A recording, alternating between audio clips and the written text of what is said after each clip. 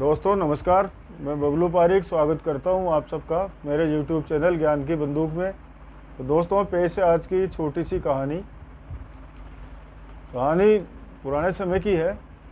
किसी गांव में एक बढ़िया रहता था, ठीक ठाक था, मध्यम वर्गीय था और दुकान चलाता था खुद की। उसके एक बेटा था। समय बीतता गया, बेटा उसका बड़ा हो गया।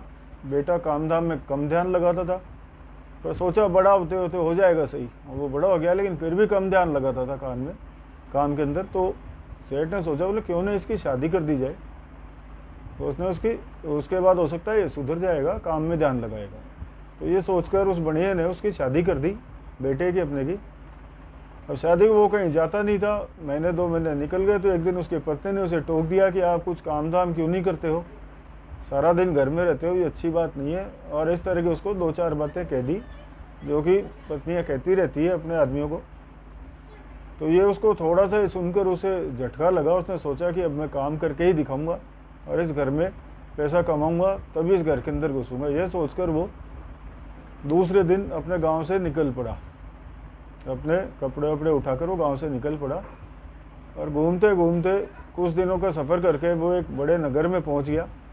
अब बनिए का पुत्र था, खून बनिए का था, उसमें दिमाग तो होता ही है बनियों के अंदर। तो वहाँ का जो नगर सेठ था उसके पास में वो काम मांगने के लिए चला गया। अब वो पढ़ा लिखा भी था। बोले क्या काम कर लेगा। बोले मैं खाते बही का काम कर सकता हूँ। उसने अपना बता दिया, पूरा खुद का नाम पता गांव का सब बता दिए। उस नगर सेठ ने उसको अपने पास काम पर रख लिया। और वो बहुत ही लगन से काम करता और ईमानदारी से अपना काम करता। तो सेठ ने देखा कि ये तो बहुत अच्छा काम कर रहा, तो उसने उसको काफ़ी जगह, काफ़ी खेतों में वो भेजने लग गया। उसको धीरे धीरे उसको मैनेजर बना दिया। और समय बीतता गया तो वो सब कुछ होल सोल उसने, सेठ ने उसी को बना दिया और खुद आराम से बैठने लग गया। पर इस चीज़ में सालों निकल गए, करीब 10-15 साल निकल गए। अब वो सेठ हो गया बूढ़ा तब तक।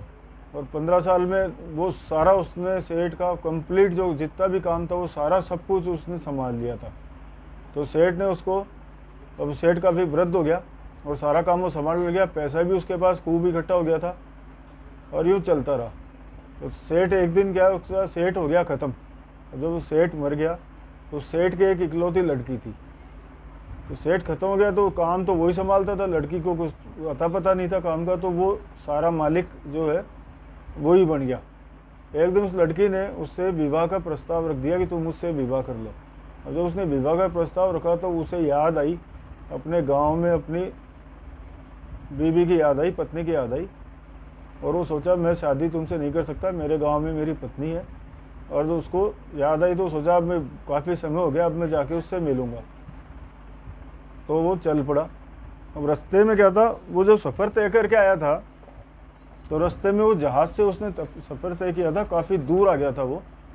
और रास्ते में जब चल पड़ा और जहाज़ में बैठा अपने जाने के लिए अपने देश में, तो वो कुछ दिनों का सफ़र था उसमें।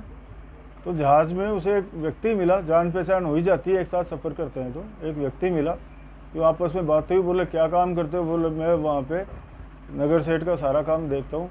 और दूसरे को पूछा तुम क्या करते हो। बोले मैं ज्ञान बेचता हूँ। उसने कहा यार ये ज्ञान भी कोई बेचने की चीज़ होती है। बोले मेरा यही काम है और मेरा ज्ञान बहुत महंगा है। उसने सोचा बोले मेरे पास इतना धन पड़ा है, क्यों नहीं इससे थोड़ा सा ज्ञान ही खरीद लिया जाए। बोले ज्ञान कितने में दोगे। बोला मेरा एक ज्ञान दूंगा मैं 5,000 अशर्फियों का। सोने की अशर्फियाँ चला करती थी उस समय। तो उसने सोचा यार महंगा तो है, पर बोले कोई नहीं, बोले एक ज्ञान मुझे दे दो। उसने उसको 5,000 अशर्फियाँ दी। और एक ज्ञान उसने दिया कि गुस्से में कोई भी कदम उठाने से पहले थोड़ी देर रुक जाना। ये उसने बात मान ली। सफ़र पूरा हो गया, वो अपने शहर में पहुंचा। शहर में पहुंचकर अब वो उसको घर पहुंचते पहुंचते उसको करीब आधी रात हो गई। उसने सोचा क्यों नहीं मैं अपने बीवी को और अपने पिताजी को मैं सरप्राइज़ दूंगा और उन्हें चौंकाऊंगा। तो ये सोचकर वो दबे पांव अपने घर के अंदर घुसा और घर के अंदर जाके और अपने पत्नी के कमरे में पहुंचा, चुपचाप गया। तो वो देखा कि उसकी पत्नी एक किसी अन्य व्यक्ति के साथ सोई हुई है। एक अन्य व्यक्ति उसकी पत्नी के साथ उसके पलंग पे सो रहा था। यह देखकर उसे बहुत गुस्सा आया और उसने अपनी तलवार पर उसका हाथ चले गया।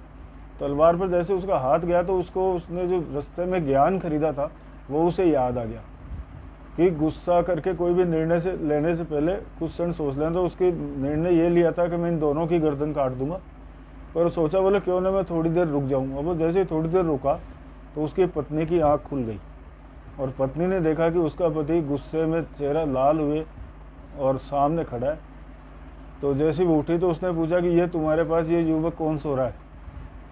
बोले ये कोई युवक नहीं है, आप मुझे छोड़ के चले गए थे और आप मुझे गर्भवती छोड़ के गए थे। उस वक्त ये बात मुझे ही पता नहीं थी और आपके जाने के 9 महीने बाद मेरे एक बेटी ने जन्म लिया, अपने दोनों के एक पुत्री हुई, लेकिन आप थे नहीं।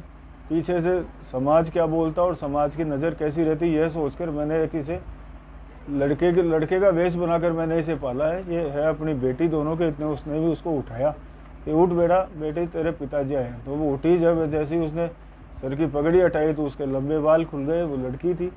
ये देखकर उसे बहुत ही दुख हुआ कि मैं क्या करने वाला था, और साथ ही बहुत बहुत धन्यवाद दिया उस व्यक्ति को जिसने उसे ज्ञान बेचा था।